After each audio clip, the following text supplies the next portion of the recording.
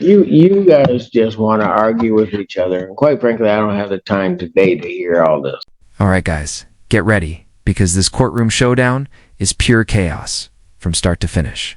The renter, she strolls an hour and a half late to her own hearing like time doesn't even exist.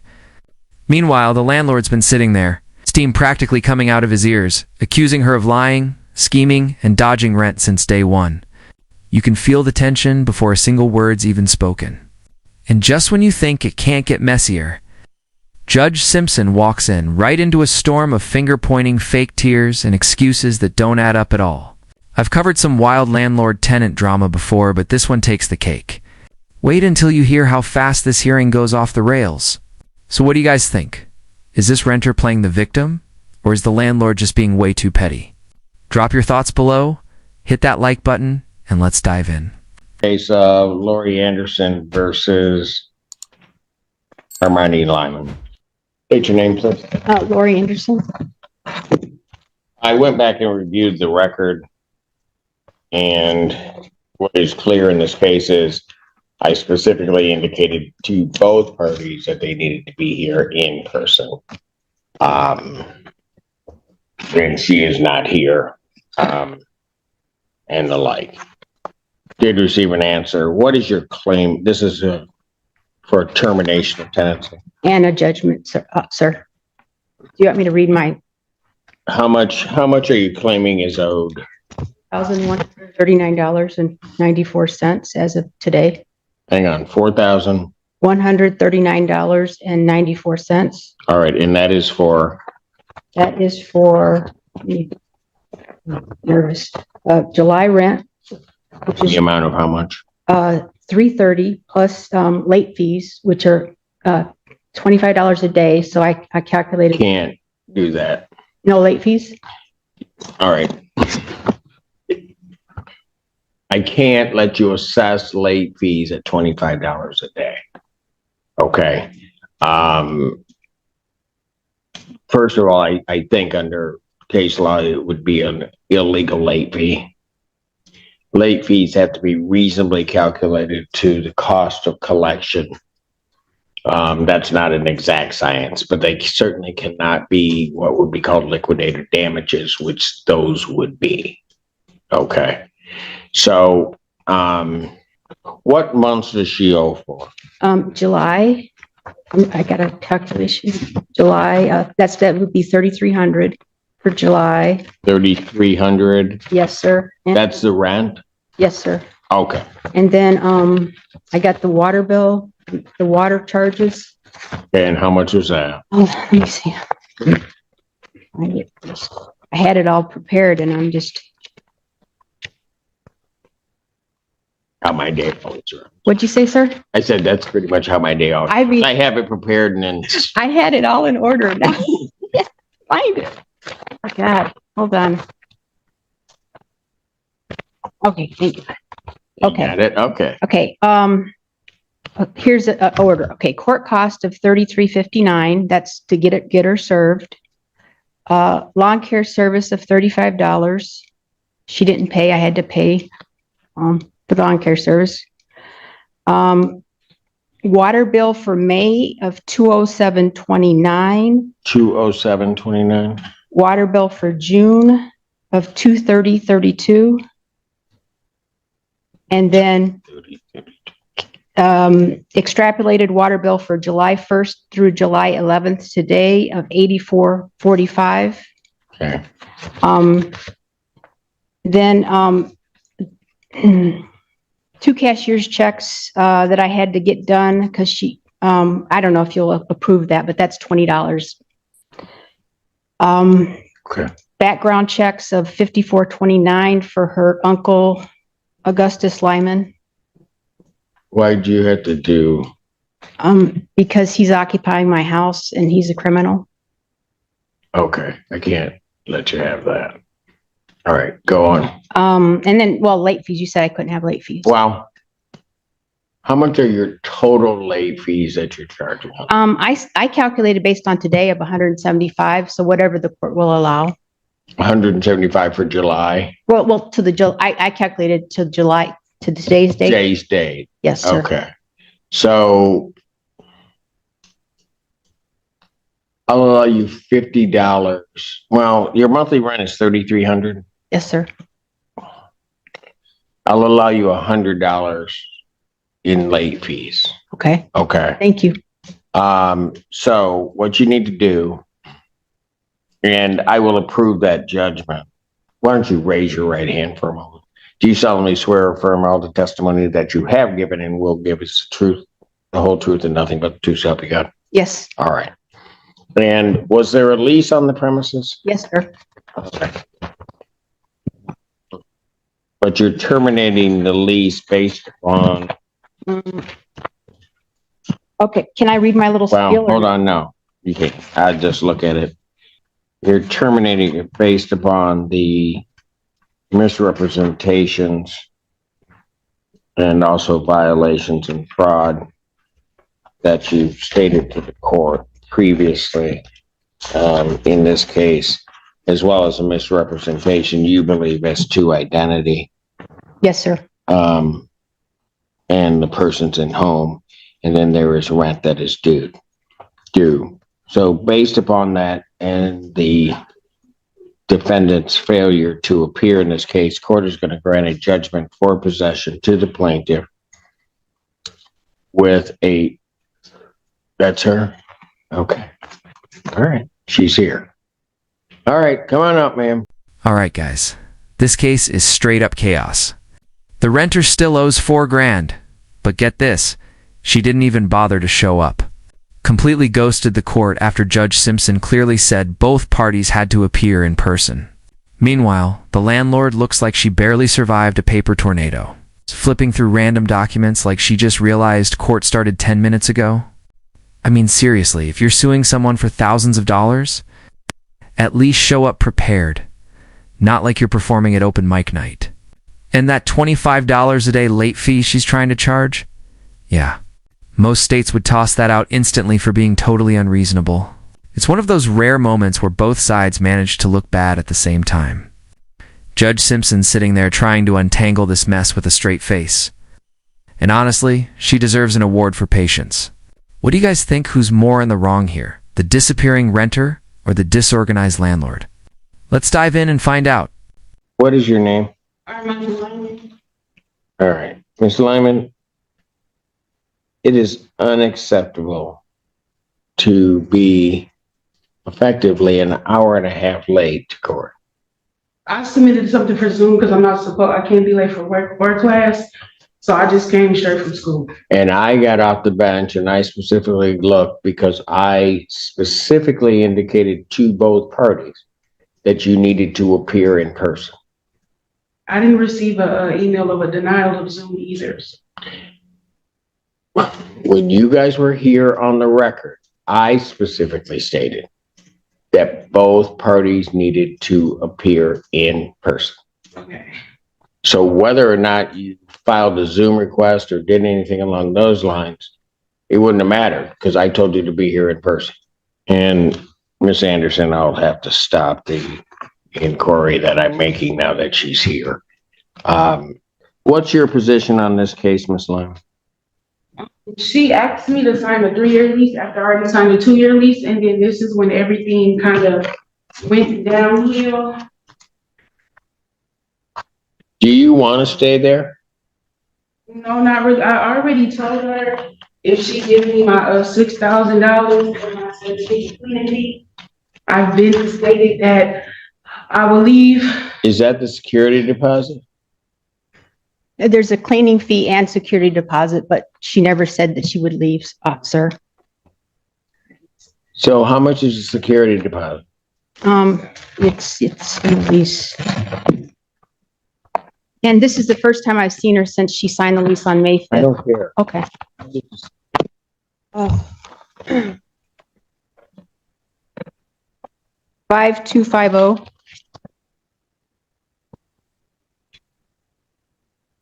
And there's a cleaning fee, which is a non-refundable cleaning fee, I'm presuming, of how Yes, sir. much? I have on video that she said that I could get my cleaning fee back. What's the lease then?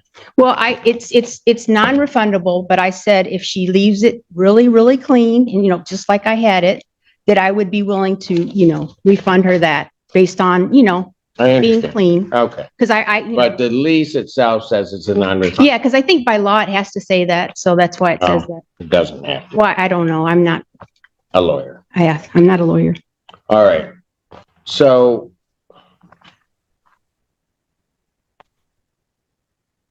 otherwise, well, two things. First of all, with reference to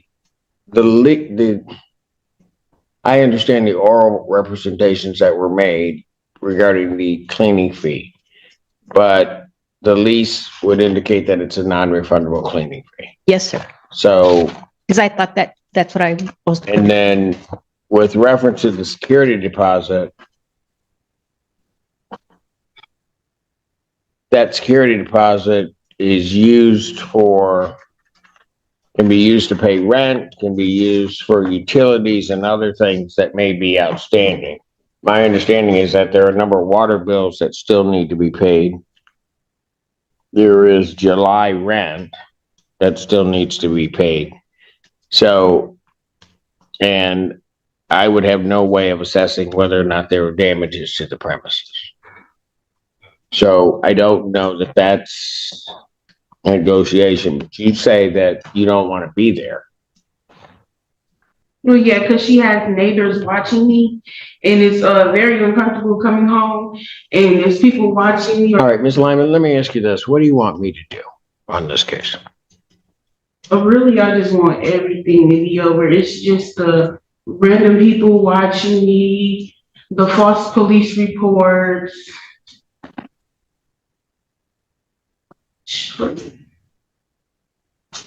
So what do you want to do?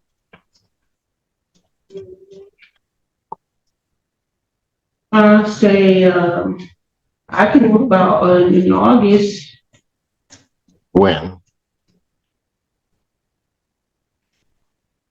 At least the 1st or the 6th. Okay, and what about July rent? I was gonna put the rent as well. With the court? Yes.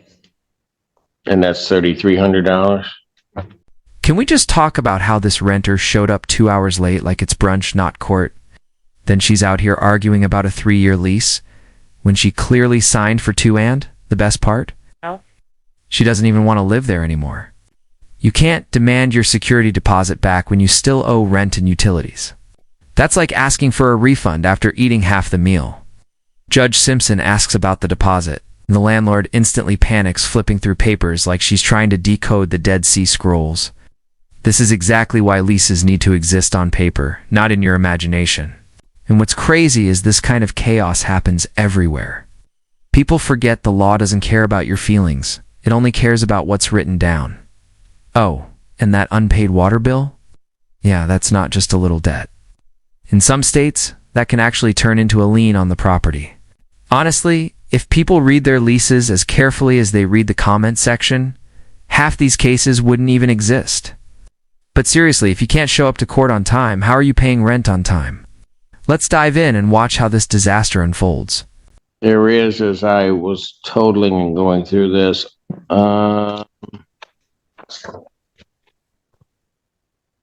there's approximately, I have about $500, give or take, for the water bills. I could have sworn water bills are supposed to come every 3 months. I sent a, Honestly, one almost like every, and from the first water bill, I was only there for 27 days. can I make a comment, sir? Sure. I sent an Excel spreadsheet to the court and to the defendant that shows the water bill history for the last 3 quarters. I mean, 4 consecutive quarters. And it calculates a water bill based on my usage versus Mrs. Armani and her family's usage. And there's a significant difference. And I presented that to the court as well. That showed that she's using 3 times the amount of water with her family than I ever used. So, well, the police report indicated that there was a, Just because it's people over there don't mean people. There's really no reason for me to be here with you two, is there? Because you're just going to talk over each other. And when you talk over each other, I'll be honest with you, I'm not even listening. Can I make a statement, sir? You have. Go ahead. What is the statement? This is the first time I've seen her since May 5th because an older woman who says she's Armani, she's at least 40, has been telling me she's Armani, but I think it's her mother, Joanna Lyman, and I've never been able to speak with her or see her. So I can't even talk to my tenant. I would have liked to have tried to work something out, but I'm not able to ever talk to her. Yes. That's a lie. She's seen me on multiple occasions. She doesn't even know anybody else. She's ever met my mother. She's only met with me every single time. The witness statement about mail, I've never met that man. The mail's always been inside the mailbox. I've never met any of the neighbors because I don't even go confront people. I just go on by my day. So of course, none of them ever seen me, but her. And the fraud about the address that she said she lived at. In fact, she was living at a place on Maplewood she was actually being evicted from. And she told me she was living at Mr. Diop's house that's on her driver's license that he's lived in for 3.5 years. So that was the fraud and misrepresentation of the truth. She was actually being evicted when she moved into my house. And I didn't know this. Well, there's a difference. Does she represent that she wasn't being evicted? Well, she said that she was living at Mr. Diop's house, who's been there since 2021 and says he's never rented to her. So that's fraud. What do you people want me to do? You guys just want to argue with each other. And quite frankly, I don't have the time today to hear all this. Because this is just a mess. You guys can't get past your personal animosity toward each other to even look at this whole thing rationally. Judge, the phone number on her application was disconnected. I've not ever been able to call her and talk to her. For 2.5 months, it's been another lady talking to me on the phone and in person. I've never been able to talk to my tenant. We could have worked this out if she was actually talking. Not the way you two are acting right now, because you're both acting like juveniles toward each other. You guys can't talk to each other. I want to talk to her, not her mother. Sir, respectfully. Yeah. She asked for a past address. 9090 is a past address. I never told her that I rented from the lease. Why do I care? The application has 9090 on it. You're just gonna keep showing it to me, so I gotta try. I just want honesty. She's only been talking to me.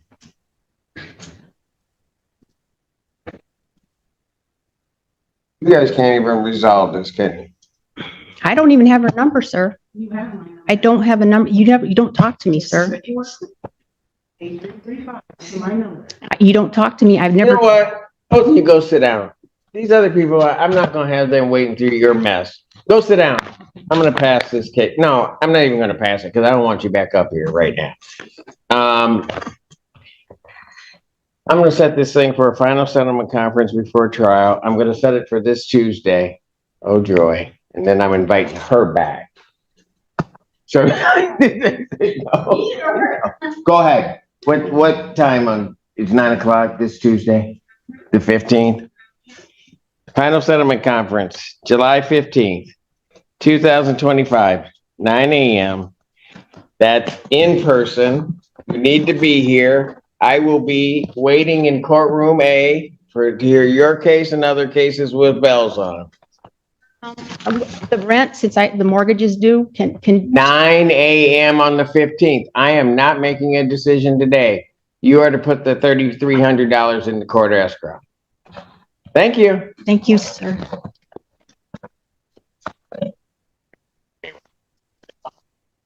She just said something. Anybody comes up and gives me a problem, you're gonna be. I see. What'd you say? It's not working. The landlord deserves some serious credit for keeping her cool. She stayed polite, calm, and way more composed than most people would have been, especially with a tenant who rolled in an hour and a half late and immediately started spinning a story that fell apart the second she opened her mouth. Honestly, I don't get why Judge Simpson said they were both immature. There's a big difference between being frustrated and being completely irresponsible. The tenant was clearly in the wrong here, no question about it. And let's be real, most judges would have dismissed this case the moment she showed up late. Failing to appear on time is enough to sink you legally. In this case, totally qualified. Plus, with how sketchy her story was, I highly doubt that apartment was left anywhere near clean. But what do you guys think? Should Judge Simpson have ruled right then and there? Or did she make the right call by showing restraint? Drop your thoughts below, hit that like button, and don't forget to subscribe for more courtroom breakdowns.